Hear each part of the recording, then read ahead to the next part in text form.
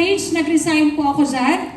Napasok naman ako sa isang multinational company. Yung company na pasukan ko ay distributor po ng iba't ibang klase ng brand ng cellphone.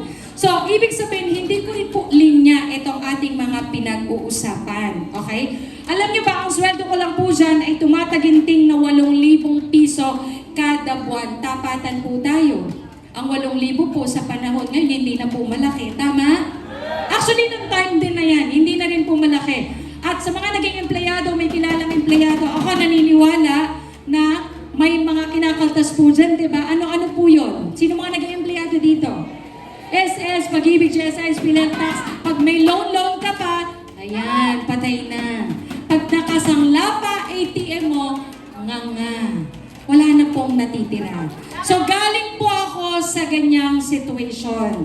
Kaya lang kapag marami kang binabayaran, maliit ang sweldo, kulang eh, di ba? Kulang. Ano pong ginagawa natin kapag kakulang yung sweldo? Pero maraming kailangan bayaran. Anong ginagawa nyo? Wow! Alam na alam nila ang solusyon. Mangutang. Ang tanong ko, sino may mga utang dito? Umami kayo, utang na loob. Ay, parang proud na proud kayo. Oh, parang proud. Ay, ako marami akong utang. Ayan, anyway, ako rin po ay nabaon sa utang sa credit card.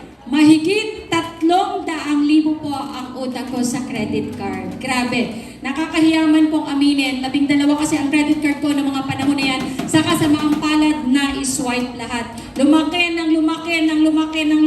ang tubo.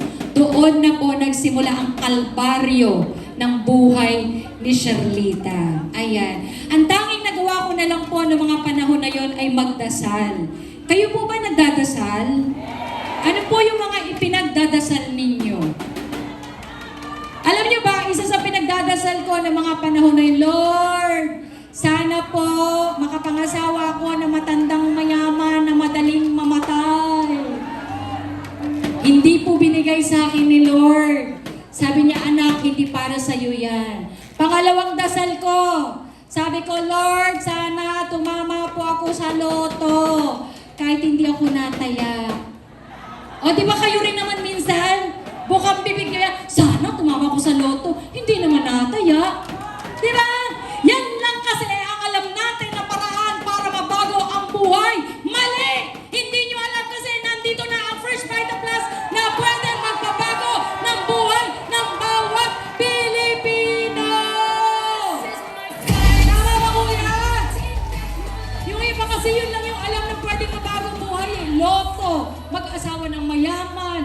O diba? Mali po. Nandito na ho ang First Vita Plus na tutulong sa atin para mabago ang ating mga buhay. Kakadasal ko, good news! Ito po ang pinadala ni Lord sa akin. Isang angel. Angel po ang tawag namin sa mga taong nagdala sa amin dito dahil kung hindi dahil sa kanila, hindi po nababago ang aming buhay. Kaya naman, forever grateful ako sa upline ko, ang nag-iisang Platinum Emeritus Awardee, Miss Nancy Podong. Palapakan niyo naman yung angel ko. She's now earning 2 million pesos kada buwan. Sino gusto kumita ng 2 million dito kada buwan? Yun! Ang dami! Pero hindi po pwedeng gusto mo lang. Tinatrabaho po yan. Katulad ng lahat ng una nag-share sa akin. Lahat po yun, hindi naman natulog lang eh. Hindi naman nagdasal lang eh. Hard work po yun. Hindi lang namin na ikukwento lahat ng dinanas namin. Alam niyo, no first 2 years ko, libot ko po ang Mindanao. From Davao, Cotabato, Jensan, nagbabahay-bahay po kami ng mga leaders ko dito.